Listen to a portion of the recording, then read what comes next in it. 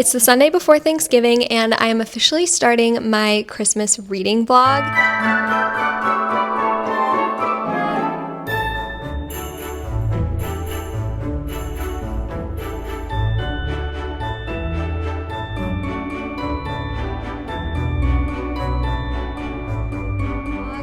We are starting by reading The Most Wonderful Crime of the Year by Ali Carter, which I feel like was like the book of Christmas last year. I'm really excited to finally get to this one because I didn't get to read it last year when I feel like everyone was reading it.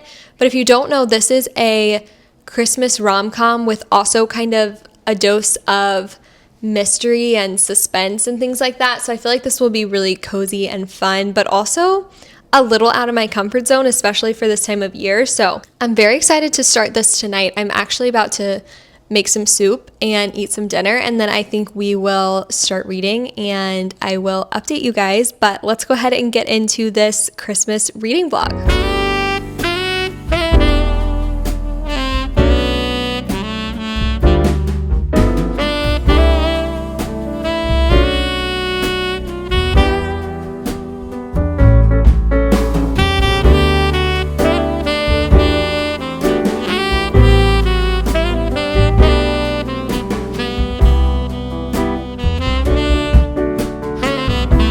I am 16% through The Most Wonderful Crime of the Year, so I thought it was time for a little update. I am really enjoying it so far. I feel like we really just got everything set up, and the big first part of the story that's kind of setting up what's going to happen just happened, and I don't really want to explain all of it because I feel like when I read the synopsis and stuff, I didn't completely understand what the kind of setup of the story was, and so it was kind of a fun surprise to just read it. So I'll just leave you guys a little bit of a mystery in case you also want to have that same surprise. But my main thoughts so far are that the two main characters, they both obviously have very different narratives in their head of what their relationship is, because she is so annoyed by him, feels like they're rivals or enemies, just very against him. Everything he does bothers her, that kind of situation.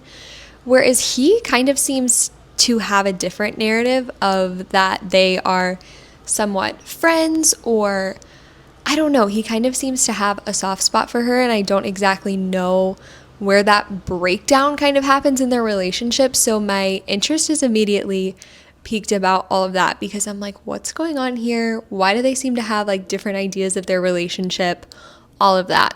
And then on top of that, we just got to this English mansion kind of place where they got this holiday invitation to, and everything is kind of starting to unfold there. And I have an idea of something that I think maybe would happen, but I'm not someone, like I said, who reads a lot of mystery, thriller, suspense, anything like that. So I'm not normally good at picking up plot twist or predicting the end of books or anything like that. But I have an idea, just because a bunch of these characters are authors and in kind of the writing industry, that maybe part of this mystery that unfolds while they're at this place they got invited to is actually a setup, almost not a murder mystery party, but almost a setup to get them thinking and see if they can solve the crime with their writing detective skills. I don't know if that makes sense, but that's kind of my prediction right now. I'm probably way off base because, like I said, I never read books like this, but that's where my brain is going right now, and I'm excited to kind of continue because, like I said, I feel like everything is starting to unfold now. We've gotten all the backstory and setup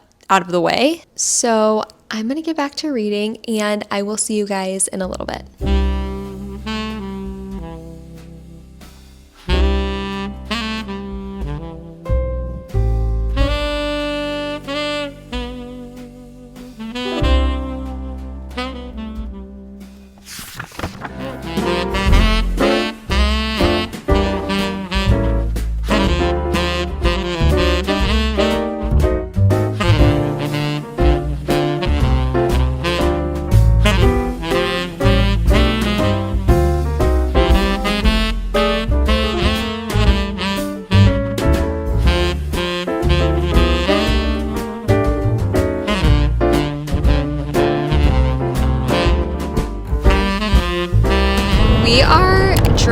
going to Tennessee for Thanksgiving, so hence the car setup here. But I am also 45% through The Most Wonderful Crime of the Year, so I wanted to share some more of my thoughts. So I definitely have gotten a little bit spooked by the book, which it's not actually that scary, but I just never read anything like this. So we have some situations going on. There's definitely somebody in the house with them. There's like some of the family, and then these two main characters, Maggie and Ethan, who were like guests that were invited. So of course they're the ones that everyone thinks is causing all the trouble because they're like the outsiders at this family Christmas kind of gathering. And so they at this point have kind of teamed up, I feel like, because they're the only people that they feel like they can trust in the house. So Maggie and Ethan are kind of working together now, and that's kind of where I think the romance is going to come from as well. And I talked about this in my other update, but I do feel like even more has happened where you can just tell that like she has this one narrative about their relationship and he has something completely different, and has always like noticed her and paid attention to her, and maybe just teases her like in elementary school when like boys chase the girls that they like or whatever. I don't know exactly what the situation is, but yeah, so I am really liking it. I do enjoy reading it more in the light of day right now than at night before bed, because that's when I get a little bit like, I don't know, but I don't know who did it, so I feel like that's like what you need to make a good mystery, is that I feel on the edge of my seat, and I'm enjoying the romance, so I'm excited to kind of see what continues to unfold, because we really are just now getting into, I feel like, the investigation aspect, where now a few things have happened, they know that something is going on, and they're kind of going to start trying to examine suspects and timing and different things and kind of figure out what happened. I almost feel like I need to go back to one of the first chapters when you first meet all the people that are there for Christmas and read back through who everyone is and how they're related and where they came from, so that I can try to play detective too and figure out who did it. But it's also kind of fun to just not know and let it unfold, so I don't know if I'll actually do that or not, but I think it could be fun to kind of try to put the pieces together myself too.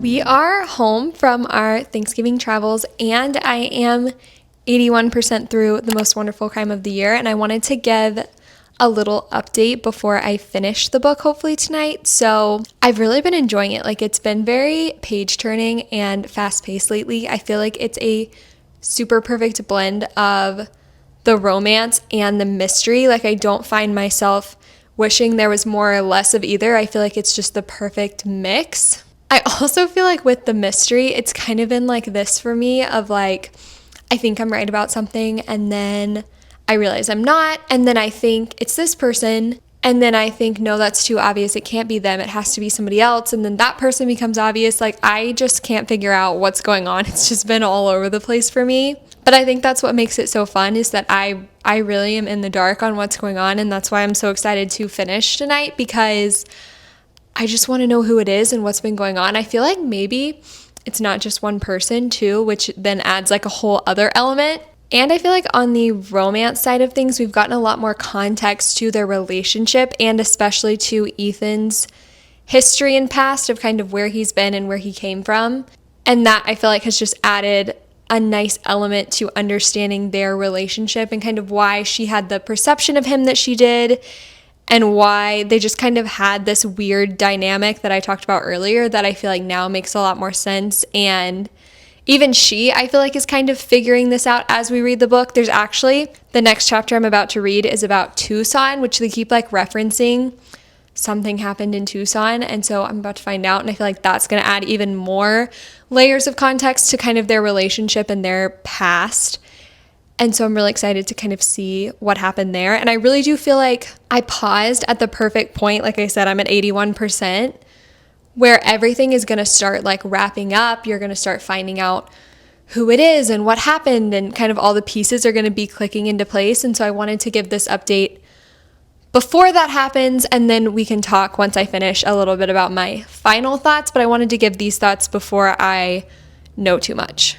Also, we're supposed to get a pretty decent sized snowstorm tomorrow, so I feel like it'll be really cozy reading weather. For now, I'm going to go finish The Most Wonderful Crime of the Year.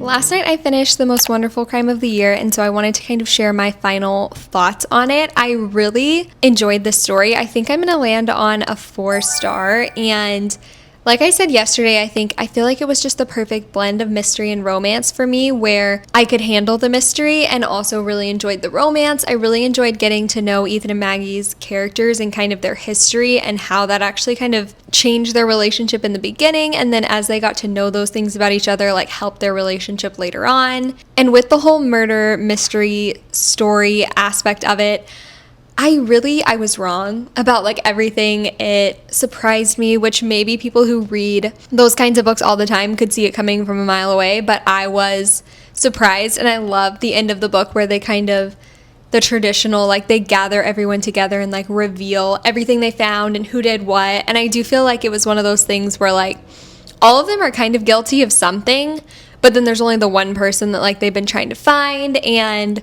I don't know, I feel like I was right about a few things, and then a few things I was really like, oh, I didn't know. So that was kind of fun. I do feel like when I finished the book, I still had some questions, and I was like, wait, but what about this? Or how did this happen? And then there was an epilogue, so I was like, oh, great. I'm going to get all my questions answered in this epilogue. And then still after reading the epilogue, I was like, wait, I still have some questions. But one of the last lines in the book was basically like, maybe we don't have to know all the answers. We don't have to solve all the mysteries. Like, it's just a gift to like be there for the most wonderful crime of the year or whatever it is. And I think that's kind of a really sweet sentiment for this time of year, especially, is that maybe we don't have to have all the answers. Maybe everything doesn't have to be perfectly tied up in a bow or anything like that, but we can just be thankful to have the gift of presence and being with the people we love, or being home, or doing whatever it is we're doing. And so I feel like that's just something I want to work on this Christmas season, and maybe we could all probably work on a little bit, is just being more present and not always having to search for the next thing or the next answer or whatever that might be. So overall, I really enjoyed this story. I'm very happy I read this. I can see why people loved it so much last year, and I think it was the perfect way to kind of ease into my Christmas reading, because it did take place around the holidays and had a few Christmas touches, but wasn't like too overly Christmas or anything. And so I feel like it was just the perfect way to kind of start Christmas reading for 2025. And now we're going to start a new book, which I think I know which one we're going to do, and I'm really excited about it. The next book I'm going to start is My Merry Mistake by Courtney Walsh. I'm very excited about this. This just came out a few weeks ago, and this is the third book in her Holidays with Heart series. So the first one is My Phony Valentine, and then the second one is My Lucky Charm. And they're all set in and around like Chicago. They all are hockey romances, and they all follow a different sister. So this one follows the third sister. Her name is Raya. And I believe she's kind of like a workaholic and ends up having to rest during the Christmas season because of some different things that happen. And that's kind of where I think the story starts. And if you've watched my videos, you know that I'm a huge Courtney Walsh fan. And so I'm just very excited to start this. She has a couple Christmas books that I haven't read yet. I also saw just today that her new book for next year is coming out in June, and it's called Brighter Than Before. I feel like maybe it's going to be one of her like fiction, women's fiction romance books, like Everything's Coming Up Rosie and Isadora Bentley and The Summer of Yes, which are some of my favorite books of all time. I love those. So that was a tangent, but very excited about that. And very excited to start My Merry Mistake, which I think I'm going to do right now. It's not quite snowing right now. It snowed a little bit this morning, and then it kind of stopped. And now it's not doing much of anything. So we'll see. Hopefully it'll start snowing. But even if it doesn't, we have the tree. We have a very blustery winter day. So I think it's still going to be a good ambiance for reading. I have my matcha I made. And so let's start this book, I guess.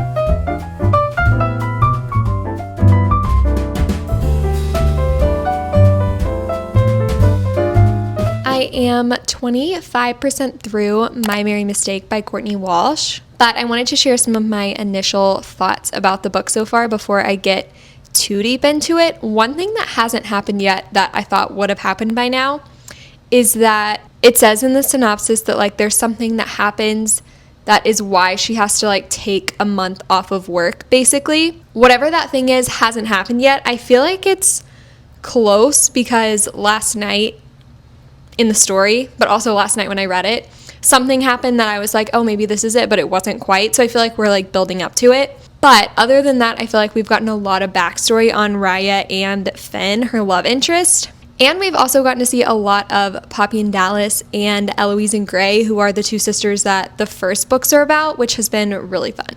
Overall, I feel like these are my thoughts so far. One, Courtney Walsh is probably my favorite author right now. I absolutely love the way she writes and the characters she creates, and I just feel like she writes the books for me. Two, I am really enjoying Raya's character. I find that I can relate to her in a lot of ways.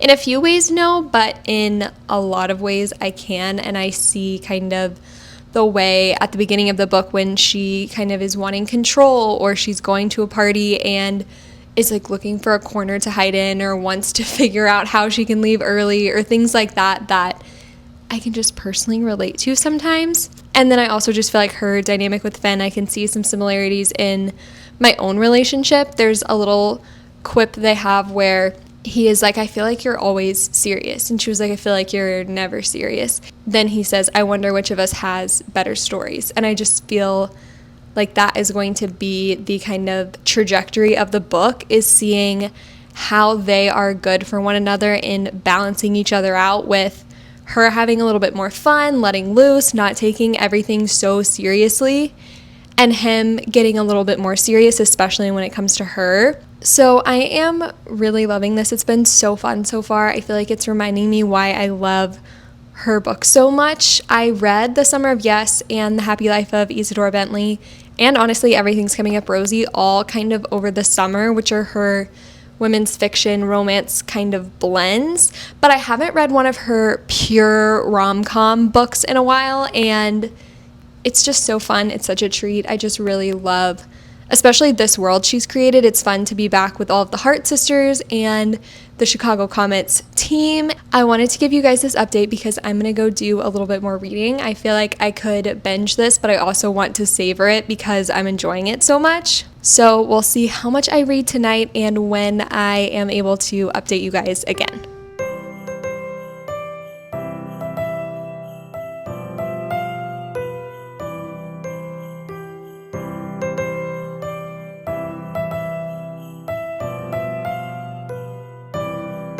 Of course, it's the next chapter I read where the thing happens that I was talking about. That is what is going to make her have to take time off work to rest. I'm now 59% through My Merry Mistake. I'm on chapter 27, and I wanted to go ahead and give another update because I feel like I'm probably going to just speed, not like try to read it really fast, but I feel like I'm going to like binge finish this soon. And so I wanted to make sure I gave another update before I get all the way to the end. But I am really loving this story. One, I think I've talked about this, I really love Raya's character and relate to her in some different ways. And we're officially in the thick of her like taking time off work and kind of watching how she copes with that and struggles with that and what's hard for her in this season. And I think Courtney Walsh is doing a really great job of depicting, one, that kind of personality type, but two, just a very honest picture of what burnout looks like and what recovering from burnout looks like. Even just how much she's sleeping and things like that, I feel like are very realistic to somebody who would be in this situation. And there's a scene about halfway through the book where Raya meets a little girl who reminds her of herself in terms of being an eldest daughter. One, just being the oldest daughter, and two, in the more stereotypical sense of the word of wanting to take care of everyone else, always wanting to make sure that you are okay so that nobody else tries to take care of you, that kind of thing, being very responsible.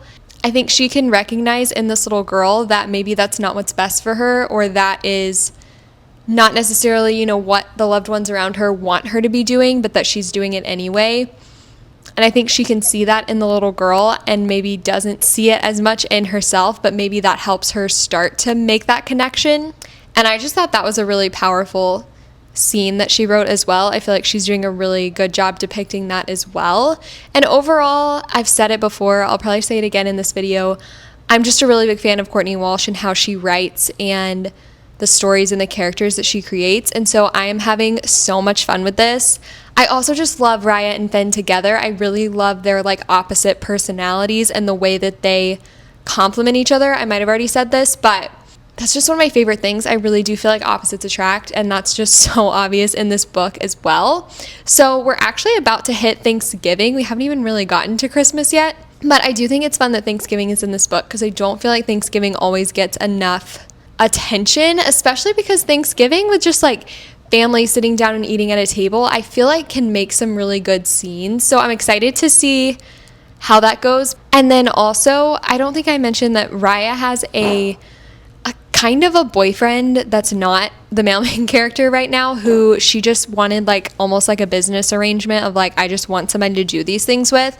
And so I think he's coming to their Thanksgiving, and I just feel like that's going to be very interesting because I also feel like maybe Finn is going to show up, who is the male main character. And so I think that could be really interesting. So I'm going to keep reading, and I might update you guys one more time, or I might just finish the book and then let you guys know my final review at the end. So I'm going to get back to reading.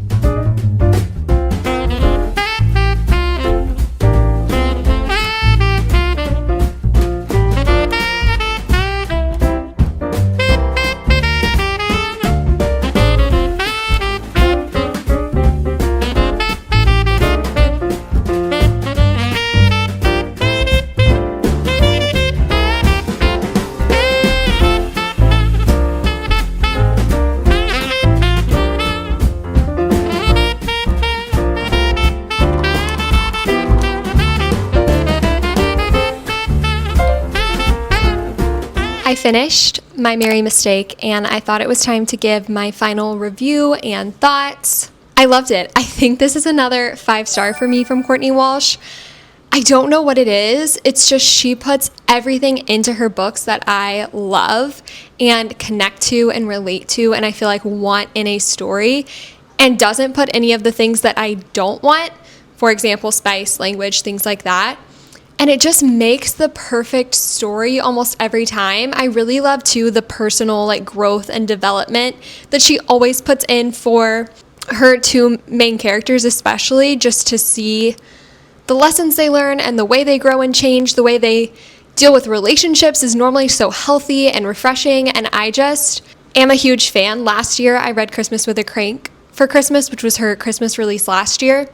And if you watch that reading vlog, I also loved that and gave it 5 stars. So her recipe for a romance book is just also my perfect recipe, I feel like. Specific things I loved. One, I really enjoyed the plot of the story, the actual like Raya having this health episode, having to take a break from work, and then Finn also just showing up for her in this season. I really loved that as the plot. I feel like it was the perfect storyline for these characters. I also loved the characters. Raya and Finn, I feel like, are going to be some of my favorites that I read this year. They were so fun. I loved both of their personalities and how they complemented each other and brought out new sides of each other that like they both really needed to like see and work on. I feel like they were just so cute together. I loved the way that he pursued her in their relationship and the way that she grew, and I just really loved their relationship. The scene where they like have their love confession, whatever you want to call it, towards the end of the book, I read twice. I thought it was so cute. I loved it. And then I also just really love the setting of this. You kind of float between their small town outside of Chicago, and then they go to Chicago for like a few things, like a Christmas market and things. And I just feel like it's the best of both worlds of like the small town with the big city, especially around the holidays. And you get introduced to Finn's family, who is new to this world, and they live out in Montana, so you get a little taste of that too, which I feel like is really fun. I also just love the little sprinkles of Christmas with decorating the tree and ice skating and the Christmas market, but also I think you could totally read this any time of year. And then one of the last specific things, which I kind of already touched on, but just Courtney Walsh's writing style, her pacing, I just love it so much. She builds really great communities. She always puts these deeper themes and lessons into her stories that Especially in this one, I just really personally related to Raya in a lot of ways of always on to the next thing, making to-do lists, like feeling like you are always needing to be productive and keep up with things. And Courtney Walsh actually shares in the author's note, let me pull it up because I think this is relevant. The episode that happens to Raya towards the beginning of the book actually happened to Courtney Walsh, and that's why she shares how like personal and difficult at times it was for her to write this story, because she saw herself so deeply in it, and the prescription was rest. And so she wrote, work makes me happy, I love my jobs, but over the years I've learned that deep soul rest is crucial, and there's a whole lot more to this life than checking things off my to-do list. It hasn't been an easy lesson to learn, which is maybe why taking Raya through this journey was difficult. Yeah, I can just see, like, I love this story and, like, applaud her even more for writing this when, like, I can see how that would be so hard because it was almost her story too. And so 5 stars. I love this book. I feel like there's a few quotes I could share that I highlighted. I highlighted a bunch of things that like I just personally related to. I'm not going to read some of them because I feel like they'll give them away or they just are better like in context. But let's see. Oh, this line Raya was talking about herself, and she was like, I'm someone who never even used the answer key for the even numbered questions in the back of the math book. And if you know, like when you would do math problems and like some of the answers would be in the back so you could like check your answers, like she was the kid who wouldn't even do that or like use the, you know what I'm talking about? Like I was also that kid, so I thought that was funny. This also just says, I constantly feel pressure to do something other than the thing I'm currently doing. And I feel like that put into words like how I feel all the time. I'm doing this, but I also feel like I should be doing this. And then even when I get to doing that thing, I'm like, oh, but I should be doing this. Like you're always just struggling to be present in the moment that you're in. And I feel like that line just really put into words what I feel sometimes. Those are just a few. And I think I read a few earlier, but 5 stars. I loved this book so much. I already am thinking like I can't wait to reread this whole series. She also said in the author's note that she's not maybe quite done with the Hart sisters yet. So the first book is about Poppy, the second book is Eloise, and this last book was Raya. And that's all of the sisters. But she was like, I'm not quite done with these sisters, I don't think yet. So I'm really excited to see what else she writes in this Holidays with Hart world because I love these characters, and now especially I love Raya and Finn, and I want to see how their story continues to evolve. And then after I finished My Merry Mistake, I started Since Day One by Abigail Nadine. This is a little Friends to Lovers novella. I saw her post about this because it just came out a few weeks ago, I think, and I was like, wait, that sounds so cute. I have to read that. So the story follows Jacob and Missouri, who are like best friends. They were born on the same day on Christmas, and their families are friends. They've grown up together, but he's like always been in love with her. And then she is moving to New York, like at the end of the year. And so he has like Christmas and around Christmas time to like tell her how he feels, hope she feels the same way, try to like win her over from just being friends because they've always, of course, just been friends. And I'm about 26% through so far, and it's just been really cute. It's also told completely in Jacob, the mailman character's perspective, which has been really unique and fun. But I've also found myself being like, but what is Missouri thinking? Like, does she feel the same way? I don't know. But I kind of feel like I'm in Jacob's head too because I'm like, I don't know how she's feeling. So it's been really fun. I feel like I might just curl up today and finish this. It's kind of gloomy and gross and wet outside, so I feel like it'd be a good day to just binge read this, and then I will share my thoughts probably just once I finish because it should be a pretty short and sweet read, and then we'll hopefully have time to read one more book in this reading vlog. I have a couple ideas, so we'll talk about that in a little bit, but I'm going to get back to reading.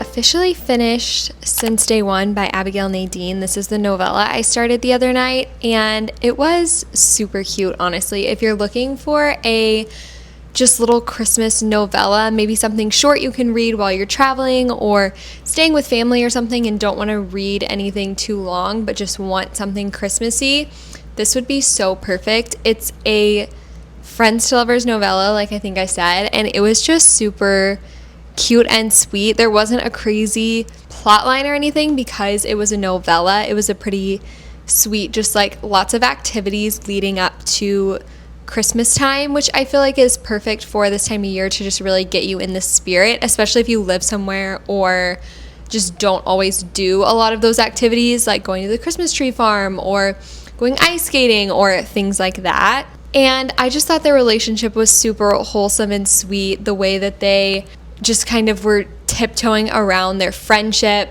turned to more, and the way that he felt about her, because the whole thing is in the male main character's point of view. And so you can start to tell how she feels about him pretty quickly into the book, but it's kind of fun to be in his mind and see what he's thinking and how he is pursuing her in this relationship, which was really sweet. I just thought it was really fun. A perfect little novella for Christmas time. It was exactly what I wanted, was like something short and sweet, still Christmassy and fun, and not interconnected to any other worlds, because I feel like a lot of the other Christmas novellas I was interested in reading were connected to other series by authors that like I hadn't read that whole series maybe or something, and so I didn't really want to, because I feel like I would enjoy the Christmas novella more if I read it after reading that series. Like, for example, the How to Kiss on Christmas Morning by Jenny Proctor. I've read the Appy series, but I haven't read the How to Kiss a Hawthorne Brother series, which that one's also related to. So I read like the first chapter and I was like, no, I think I would enjoy this more if I waited until after I read that series. So maybe I'll try to read that series in 2026, and then next Christmas I could pick this up. So then after I finished Since Day One, I also started Baggage Claim by Juliana Smith. This is one that I've been wanting to start since last year or maybe even the year before. This one follows Olive and Finn, who meet on an airplane. Like, she's going to Colorado to visit her family for Christmas, and then he's coming back from Florida home to Colorado after visiting his family early for Christmas. They just start talking on the plane, and she ends up kind of sharing with him what's going on with her family for Christmas, how she told her mom she had a fake boyfriend, or not a fake one. She told her mom she had a boyfriend, but she doesn't. Even like plans and things like that. And so then he's like, well, I don't have plans for Christmas. Like, why don't I just pretend to be your boyfriend? And she's like, no, that would be silly. But she does tell him about like their family plans for like dinner the night she gets there. So they go to dinner and he shows up, and that's kind of how the story, I feel like, really gets going. He's so far just got a very like charming, playful, flirty kind of personality, where he probably makes like every girl feel special, and he flirts with like everyone and stuff. And so she's like not interested, sees through that of like whatever. But then he's like talking to his friend in one of the like first couple chapters, and his friend is like, oh, you've got it bad. And it's like, it's just cute when stuff like that happens. And I feel like he's like not serious about anything ever, never probably been in like a long-term relationship, but like then is like serious about fake dating and trying to real date her or whatever. So right now her whole family is about to come to the ski resort where he works, and he's gonna like teach them, and they're gonna ski and stuff, which I feel like is gonna be really fun. I feel like this whole reading vlog has just been a really good mix of the mystery and then just like a classic hockey kind of Christmas romance, and now, and then the novella, and then this like a classic. I feel like fake dating around the holidays is just the perfect combination, and then also like a little bit of like a travel element and the ski resort and the snow, and I feel like this will be the perfect book to end this vlog off on. I'm already 28% through, so I'm hoping to just finish this in the next couple days, because also I'm having a lot of fun with it, I feel like, and so I feel like I'll want to read it pretty quickly. But that's what I started, I think 2 nights ago now, and that's where I am in the book. I'm on chapter 11. This is dual POV, so we've been switching between Finn and Olive's point of views, which I've really enjoyed. There's also something going on with her sister. Like, they haven't talked or seen each other, I don't think, in a few years, and my inference is that it has something to do with like her sister's husband. Like, maybe they were dating and then her sister stole her. I don't know. It seems weird. Lots of family drama there that we haven't quite unpacked, but I'm sure we'll get to that. I read Drawn Together by Juliana Smith over the fall time, and I really enjoyed that one. So I'm happy to be back in her writing and everything, because I feel like I've really enjoyed it, and I like the characters and the settings she creates and things. So I'm excited to see where we go with Olive and Finn. But I'm going to get back to reading. It's currently a Wednesday night, and so it's 7:18 right now, so I think I'll be able to get a decent amount of reading done because I don't really have any other plans tonight, honestly, besides reading. Basically, my plans this week are reading and editing this reading vlog because I've been filming this for a while now and I feel like it's going to be a long one, so hopefully you guys are enjoying it. So I'm probably going to go get cozy and keep reading.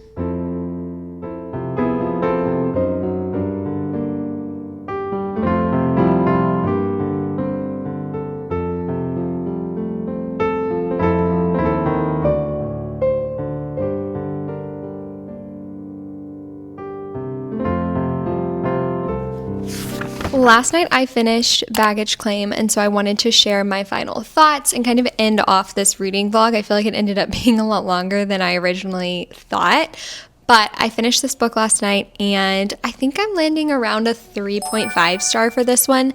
There were a lot of things that I really liked. I really liked the setting and the atmosphere. I feel like is so good for Christmas time. The like Colorado snowy cabin ski resort kind of setting I feel like was really fun. Plus with the like airport kind of thing at the beginning of traveling, I feel like is so perfect for this time of year. And similarly to that, just all the kind of Christmas activities. There's a lot of Christmas movie and Christmas movie references throughout. And I feel like all of that was just really fun and atmospheric for reading in December. I also overall really enjoyed Olive and Finn's characters. I feel like their relationship was the kind where like when they are together, it's like nothing else exists and they're the only two people in the room, which I thought was one, just a really sweet relationship, and two, really cool that she was able to like portray that through her writing. I do, on a character note, wish that we would have gotten to know Finn a little bit more. I feel like, and I'm going to touch on this in a second, Olive had a lot of family drama and baggage, which kind of goes with the title, and all of that stuff going on with her, and I feel like we dwelt on that a little bit more than I would have liked, and I don't feel like we got to learn as much about Finn and his past and some of his own struggles, which definitely were like presented at some point, but never really unpacked or shared about more than like a line or two, I feel like. And I felt like he felt a little bit more flat in that case as a character and more of just like a supplement to her. And the focus was more on her and then their relationship and not him, which is not that big of a deal, but I really liked his character and kind of wanted to see more of his story and growth and development as well. The thing about this book that dropped some stars for me and was kind of hard for me to get past was, I think I mentioned at the beginning of the book when I talked about it, that there's something obviously going on between her and her sister, and you can kind of guess what it is from the beginning. I really couldn't get past what happened and how her family responded to it and how it happened, and also how the story and the writing almost like justified it in the name of almost love at first sight or like an instant connection or something like that. And I can see what she was trying to do with it, but I just don't like the way it was gone about, or just the way that it was almost made okay because like love has no boundaries or something. I don't know. I just personally could not resolve that in myself, and so I just didn't love that part of the story. I just felt like I could have done without that, and it would have been a perfect like Christmas story. And I know then it wouldn't have had some of the conflict and stuff that makes a story, but I just, that particular conflict and storyline and plot in the book really just was not for me. But like I said, as a whole, I really liked especially Finn's character. Honestly, he was just so sweet and fun, and I love when like there's a guy who kind of is not really settling down and more so just kind of like happy in his bouncing around kind of life, and then meets a girl and it's like, oh, she's it. You know, like the guy who you almost think is never going to settle down meets someone who he's like so head over heels for. That was really sweet, and I really did love him. And again, just the setting and the atmosphere and stuff was really fun. I definitely plan to read the second book, which follows Cooper, who is like Finn's best friend, and you see a lot of him in the first book, so I'm excited to kind of read his story as well. And then I did want to mention for this one that there is some mild, I would say pretty infrequent language, but there is some in this book. And then when it comes to spice, I would definitely probably consider this a closed door book, but with also like allusions or innuendos or things. I feel like some books are like completely no spice. They don't even reference it or bring it up. This book definitely references it and like alludes to it, and there are some things that happen behind closed doors. There's also one thing that they kind of describe like very, very briefly that I feel like you could label as open door, but like I don't think the book is open door. So if you have questions about that, you can leave a comment or DM me or something. I would be happy to share more. But yeah, I would label this as like closed door, fade to black. There's definitely a few innuendos, allusions, things that are not completely no spice, but it's not open door either, if that makes sense. And I'm going to end off this reading vlog here because one, it's gotten really long, and two, I feel like I might be switching from some Christmassy reads now. There's a couple of books that came out this year that I haven't read yet that were like Goodreads choice nominees or top books of the year and things like that. So I think I'm going to do a reading vlog reading some of those, and also just to mix it up because it's been a few weeks and a lot of books now of Christmas reading. Although I did start The Holiday last night by Haley Gardner. It's just a quick little novella, and I feel like I'll keep a Christmas book going kind of in the background, but I do want to start reading some other things as well and start getting my 2026 TBR ready and look at new releases, and I'm really itching to like start planning for the new year. So make sure you're subscribed for lots of those videos to come because I'm very excited. This is like my favorite time to do the Christmassy videos, but also I love the planning and the new year and kind of all the things that come along with that, and I have some fun videos planned. So make sure you're subscribed for that. And if you want to watch another Christmassy reading vlog, I have my one from last year where I read Christmas with a Crank, which I loved. So I'll link that here if you want to watch it next. As always, thank you guys so much for watching. Take care, friends.